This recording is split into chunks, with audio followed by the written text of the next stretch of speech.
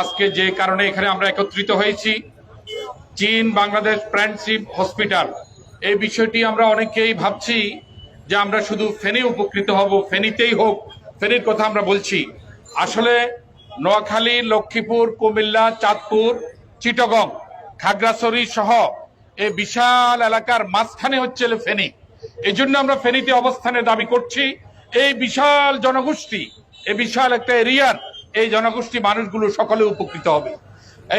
এই এলাকাগুলোর মাঝখানে হচ্ছে মিডল পয়েন্ট হচ্ছে ফেনী। এই জন্য আমরা ফেনীকে চয়েস করেছি। আমরা নিজেদের স্বার্থে নয়, যে কথা আসছে 3টি হসপিটাল হবে, ঢাকায় একটা, রংপুর এবং বগুড়া কেন্দ্রিক ওইদিকে একটা, আরেকটা চিটাগং কেন্দ্রিক। চিটাগং কেন্দ্রিক যেটা হবে সেটা চিটাগং শহর কেন্দ্রিক যদি হয় তাহলে এক পাশে হয়ে যায়।